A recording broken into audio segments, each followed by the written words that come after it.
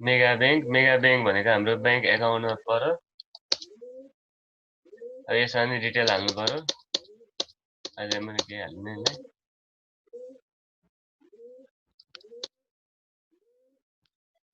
कति एमाउन्ट छ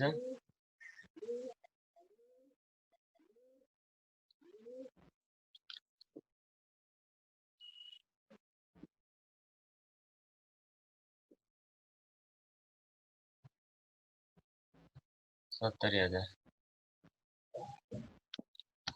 70।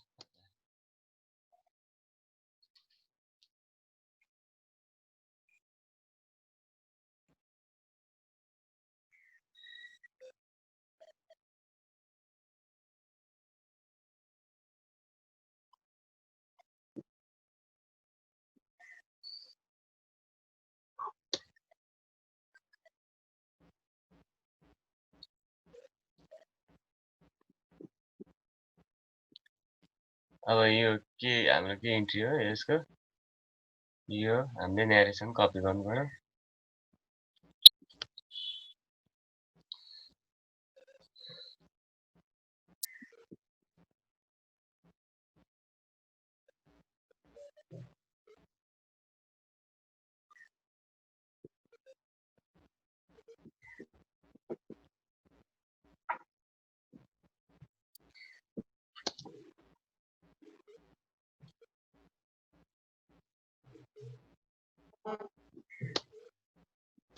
यहाँ बैंकको डिटेलमा आएछ हाल्ने क्याश डिपोजिटेड इन्टु बैंक हाम्रो सेकेन्ड नम्बरको इन्ट्री भयो कन्ट्रा इन्ट्री।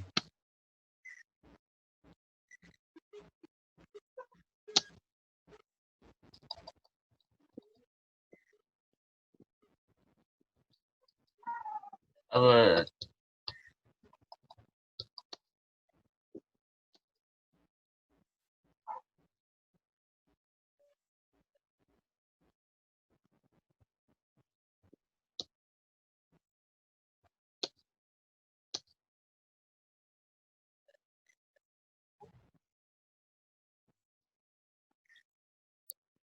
कन्ट्रा इन्ट्री भएन हाम्रो। अब त्यसपछि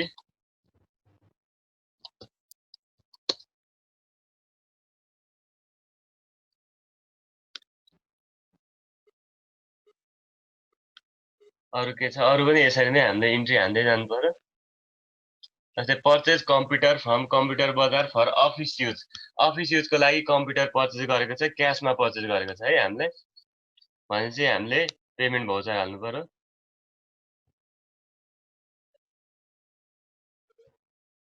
क्याशमा पर्चेज गरेको छ भने पेमेन्टमा गयो हामी पेमेन्ट डेट हाल्नु पर्यो जुन डेट हो त्यही डेट हाल्नु पर्यो। अब पेमेन्ट कुन बैंकबाट पेमेन्ट गरेको त्यो पेमेन्ट त्यो बैंक एकाउन्टको हाल्नु पर्यो।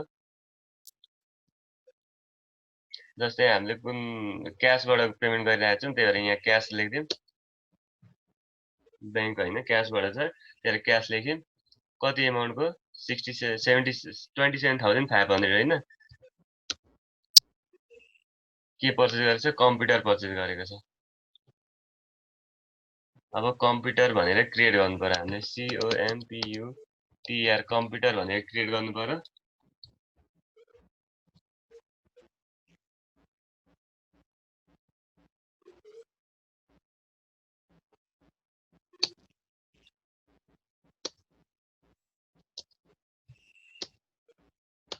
कम्प्युटर हाम्रो केमा भयो फिक्स एसेटमा हो। फिक्स एसेटमा हो। अब यसलाई ग्रुप बनाएर राखे पनि हुन्छ एउटा अफिस इक्विपमेन्ट भनेर एउटा यसलाई ग्रुप बनाएर राखे पनि हुन्छ। अब अहिले मैले चाहिँ अहिले फिक्स एसेटमै राख्दिएँ।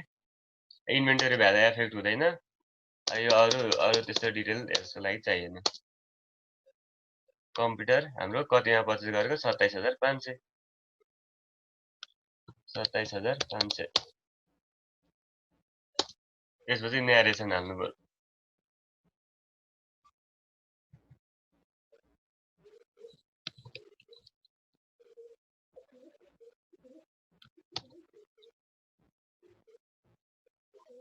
न्यारेसन हाल्यो अब यसलाई सेभ हाम्रो पेमेन्टको इन्ट्री पनि भयो। अब त्यसपछि loan taken from Standard Charter bank limited भनेको छ। हामीले स्ट्यान्डर्ड चार्टर बैंकबाट लोन लिएको छ भनेपछि त्यो लोन लिँदाखेरि के भयो, हामीले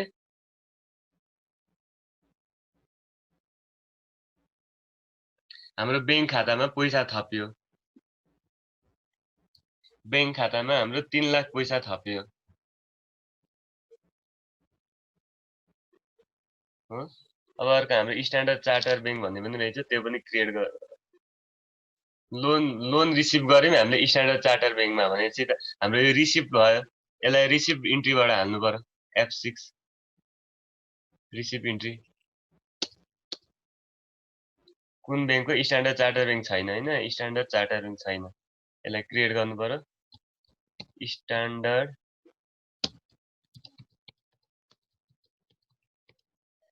चार्टर्ड बैंक। कुन एकाउन्ट हो त्यो गर्नु पर्यो।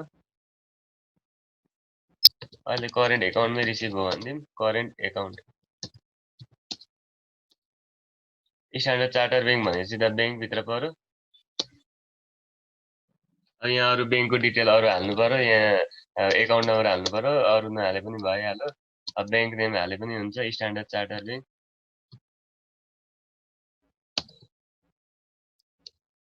स्ट्यान्डर्ड चार्टर बैंक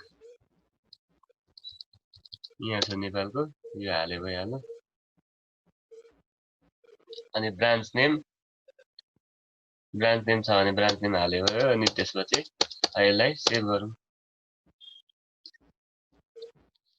यसै हाम्रो स्ट्यान्डर्ड चार्टर बैंकमा के बापत रिसिभ भयो? लोन बापत। लोनको पनि हामीसँग लेजर छैन हैन, लोनको पनि लेजर क्रिएट गरौँ।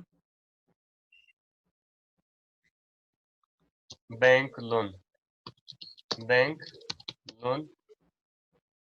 अब कति पर्सेन्ट हो त्यो अगाडि राख्दै पनि हुन्छ। जस्तै 15% बैंक लोन लेखे पनि भयो। यो हाम्रो केमा जायो? लोन्स ल्याबिलिटीमा जान्छ। लोन्स एन्ड एडभान्स एसेटमा हुँदैन हाम्रो, यो लोन्स ल्याबिलिटी, किनकि तिर्नुपर्ने हुन्छ हाम्रो लोन त, तिर्नुपर्ने लोन हो यो त। त्यही भएर लोन्स ल्याबिलिटीमा हामीले राख्नु पर्यो यसलाई। अब अरु इन्भेन्टरी एफेक्टेड केही पनि हुने भएन, अरु केही पनि हुँदैन यसमा। यसलाई सेभ गरौँ। अब 15 कति लाखको लोन लिएको छ हामीले? 3 लाखको लोन लिएको छ। 3 लाखको लोन, 3 लाखको लोन। अब यहाँ हामीले रिसिभ गर्दाखेरि कुन चेक नम्बर, चेकबाट रिसिभ गरेको हो भनेर भनेको छ। चेक नम्बर कति हो यो हाल भनेको छ। अहिलेलाई नहालौँ, चेक नम्बर छैन।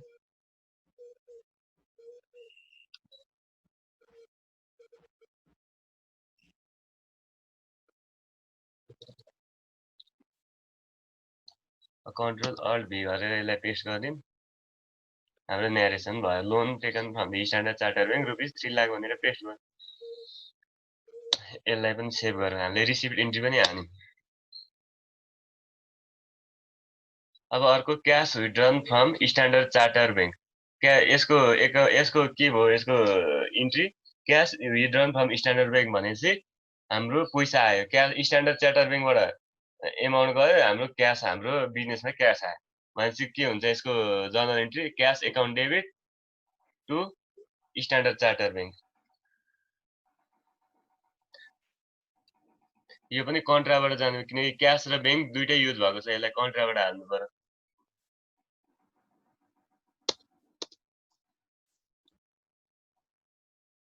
अब यसमा चाहिँ cash withdrawn from Standard Charter Bank भनेको छ। अघि ठ्याक्कै हामीले क्याश डिपोजिट इन्टु बैंकको ठ्याक्कै उल्टो भयो। यो चाहिँ cash withdrawn from Standard Charter Bank. हामीले स्ट्यान्डर्ड चार्टर बैंकबाट क्याश रिसिभ गर्यौँ भनेपछि क्याश रिसिभ गर्यौँ भनेपछि यहाँनेरि क्याश हुने भयो। केबाट? स्ट्यान्डर्ड चार्टर बैंकबाट। कति? 2,70,000, 2,50,000।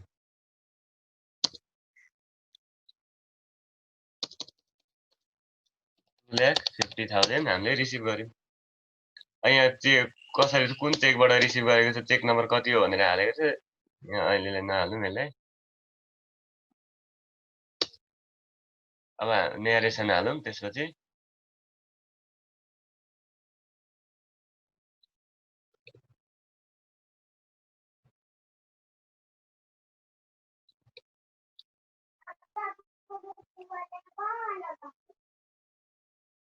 यसलाई सेभ गरौँ कन्ट्रोल ए गरेर हाम्रो क्यास पनि विथड्र भयो अब त्यसपछि हामीले सामान किन्यो भनेको छ purchase goods rupees 80 in cash भनेको छ हामीले सामान किन्यो भनेको छ हैन अब यसलाई पर्चेजको इन्ट्री हाल्नु पर्यो अब हाम्रो यहाँ पर्चेज भनेको छ पर्चेजबाट हामीले पर्चेजको इन्ट्री हाल्नु पर्यो पर्चेज F9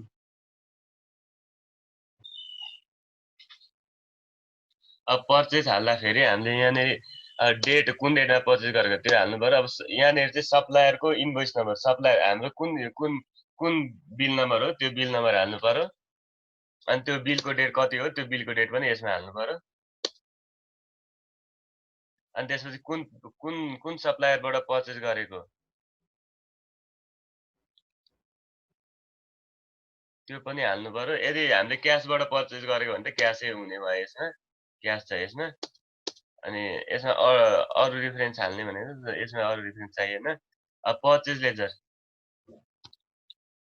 अब हामीले पर्चेज लेजर बनाउनु पर्यो यसमा नेरी जस्तै पर्चेज भित्र पनि ट्रेडिङ पर्चेज होला अरु आइटम पर्चेज होला अनि र मेटेरियल पर्चेज होला अहिले चाहिँ हामीले यसलाई ट्रेडिङ पर्चेज भनेर राख्दिउँ यो पर्चेज एकाउन्ट भित्र गयो इन्भेन्टरी भ्यालु एफेक्ट गर्छ अहिले कस्ट आइटम ट्र्याक हुँदैन भन्ने यसलाई भनेपछि अब हामीले नेम अफ आइटम राख्नु पर्यो ट्रेडिङ पर्चेज भनेर हाल्यो त्यहाँनेरि नेम अफ आइटम 1,50,000 को नेम अफ आइटम अघि हामीले एउटा ल्यापटप भने के मोबाइल T20 भनेर हालेका थियौं 3 पिस 50,000 के अघि जति रेट हालेका थियौं त्यति नै रेट देखायो हैन ठीक छ 50,000 हो भनेर भन्ने यसलाई 1,50,000 का हामीले पर्चेज गरेको हो यो भौचर भयो पर्चेजको भौचर यसरी नै हामीले हाल्नु पर्यो यहाँ न्यारेसन हाल्नु पर्यो त्यसपछि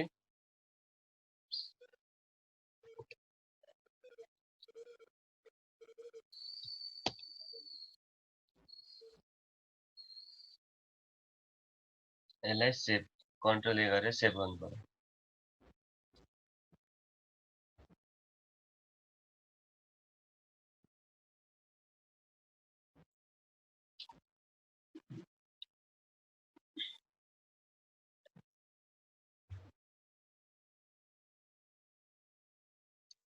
त्यसपछि advance cash paid to the landlord for the rent of the 3 month अब 7 नम्बरको हेरौँ हामीले 7 नम्बरमा के भनेको छ भने हामीले क्याश एडभान्स ल्यान्डलर्डलाई एडभान्समा क्याश तिरेको छौं भनेको छौं रेन्टको लागि एडभान्समा क्याश तिर्यौं भनेपछि हाम्रो एडभान्स रेन्ट भयो प्रिपेड रेन्ट अथवा एडभान्स रेन्ट भयो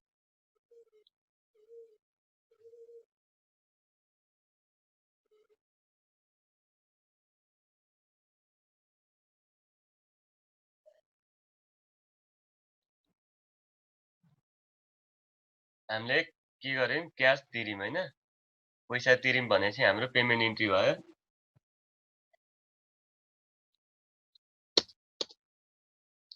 हामीले पेमेन्ट केबाट गर्यौं क्याशबाट गर्यौं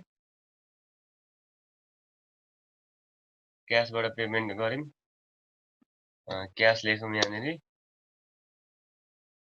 के को लागि एडभान्स रेन्टको लागि छैन एडभान्स रेन्ट अब लेजर क्रिएट गरौँ एडभान्स रेन्टको एडभान्स रेन्ट टु टेनेन्ट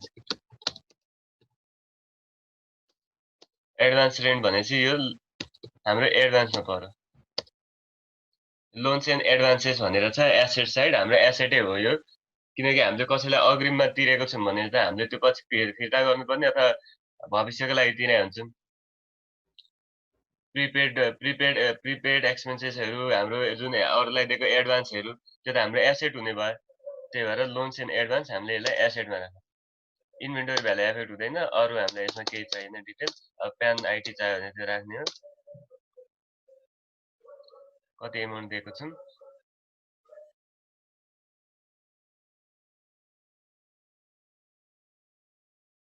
हामीले 75,000 दिएको छौं हैन 75,000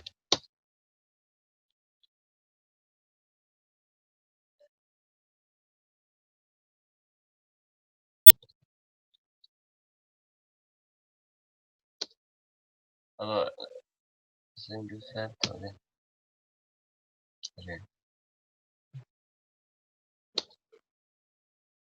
अब यसलाई सेभ गरौँ।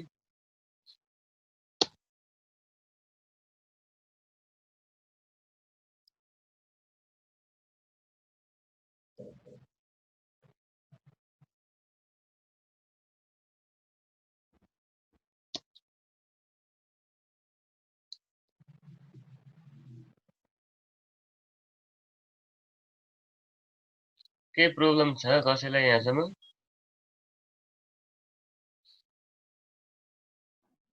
छैन सर। छैन हैन।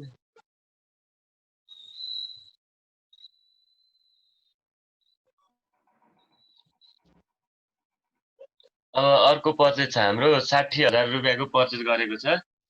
60,000 मा एक्सक्लुसिभ अफ भ्याट भनेको छ। 60,000 मा भ्याट इन्क्लुड छैन भनेपछि हाम्रो 60,000 चाहिँ 60,000 प्लस भ्याट हामीले त्यसको इन्ट्री हाल्नु पर्यो। हाम्रो फ्रम गोयल इन्टरप्राइजेस भनेको छ। अब यसमा क्याशमा पर्चेज हो कि क्रेडिटमा पर्चेज भनेर लेखेको छैन। हामीले अहिलेलाई यसलाई क्रेडिट पर्चेज हो भनेर भनिदिउँ। क्रेडिट पर्चेज हामीले पर्चेज भनेपछि त पर्चेजबाटै हाल्नु पर्यो। पर्चेजमा हाम्रो कुन डेटमा पर्चेज गरेको हो, इन्भोइस नम्बर कति हो त्यो हाल्नु पर्यो।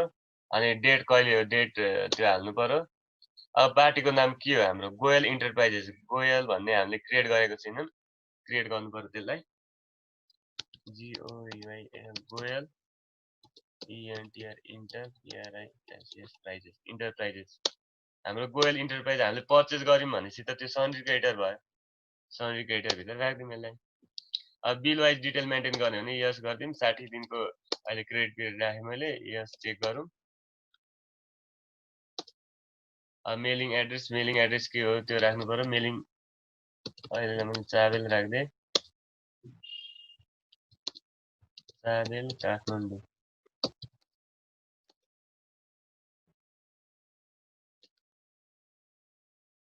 अनि अरू डिटेल राख्नु पर्यो। प्यान नम्बर, यो प्यान नम्बर चाहिँ पार्टीको राख्दाखेरि प्यान नम्बर चाहिँ छुटाउनु भएन, यो चाहिँ राख्नै पर्यो एकदम।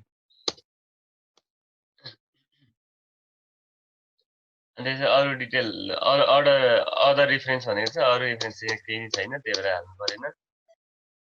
अब पर्चेज लेजर, कुन पर्चेज लेजर? ट्रेडिङ पर्चेजमै अहिलेलाई हालिदिइराखौँ। नेम अफ आइटम के पर्चेज गरेको यसबाट? अब अघि एउटा क्रिएट गरेको थियौँ, अर्को पनि क्रिएट गरौँ यसलाई। अर्को मोडलको क्रिएट मोबाइल T30 भनेर क्रिएट गरिदिउँ। प्राइमेरी राखौँ। अघि त्यही मोबाइल भनेपछि पिसमै भइहाल्यो। कस्ट ट्र्याकिङ गर्ने भने गरिदिउँ, गर्दा हुन्छ यसलाई। अब कस्ट ट्र्याकिङ चाहिँ अब कसरी गर्ने यसमा चाहिँ हेरौँ हैन। जस्तै हाम्रो कति क्वान्टिटी पर्चेज गरेको हो, हामीले एउटा पर्चेज गरेको हो, कतिको दरले 60,000 को दरले पर पिस यति आयो। अब कस्ट ट्र्याकिङ गर्ने कि नगर्ने भनेको छ। कस्ट ट्र्याकिङ गर्यो भने 1 2 3 एउटा ट्र्याकिङ नम्बर राखिदिनु पर्यो। त्यही हो हाम्रो 60,000 को पर्चेज भयो। अब यसमा चाहिँ भ्याटको कुरा पनि छ। अब एक स्टेप इन्ट्री हान्दा फेरि अर्को आइटम हाल्ने ठाउँ आउँछ। अब अरू आइटम हामीसँग केही छैन, त्यही भएर हामीले नहालौँ, यसलाई इन्ड अफ लिस्ट गरिदिउँ। अब एक स्टेप इन्ट्री हान्दाखेरि चाहिँ हामीले यहाँ भ्याटको हाल्न मिल्छ यसमा। अब यहाँ हामीले भ्याट लेजर खोलेको छैनौँ, त्यही भएर पहिला भ्याट लेजर खोलौँ। Value added tax, value added tax भनेर खोलिदिउँ। भ्यालु एडेड ट्याक्स भ्याट भनेको त ड्युटिज एन्ड ट्याक्सेस हो। ड्युटिज एन्ड ट्याक्सेस भित्र हालिदिउँ। अब कति पर्सेन्ट हो हाम्रो? 13% हो। केमा? टोटल सेल्समा हैन, टोटल सेल्समा 13%। टोटल सेल्स अथवा टोटल पर्चेज हो, एउटै हो। यहाँ सेल्स मात्रै लेखेको हुन्छ, त्यो टोटल पर्चेजमै आउने हो हाम्रो जे नाम भयो भने। अनि राउन्डिङ गर्ने भनेको छ, नर्मल राउन्डिङ गरिदिउँ यसलाई। अनि ब्याङ्क डिटेल हाल्नु परेन।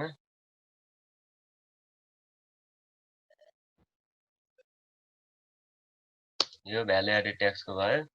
भ्याटको ठ्याक्कै आयो 13% भ्याट 16,000 को 13% भनेर आयो 78,7,800 भनेर। अब अरू पनि कुनै यस्तै ड्युटी छ भने यसमा हाल्दा हुन्छ, जस्तै एक्साइज ड्युटी छ भने एक्साइज ड्युटी हाल्दा हुन्छ, अदर ड्युटी छ भने अब त्यस्तो यसमा मोबाइलमा अरू केही लाग्ने भएन, त्यही भएर हामीले सिधै स्किप गर्यौं। हाम्रो अब न्यारेसन हाल्नु पर्यो। न्यारेसनमा purchase good from Goyal enterprises,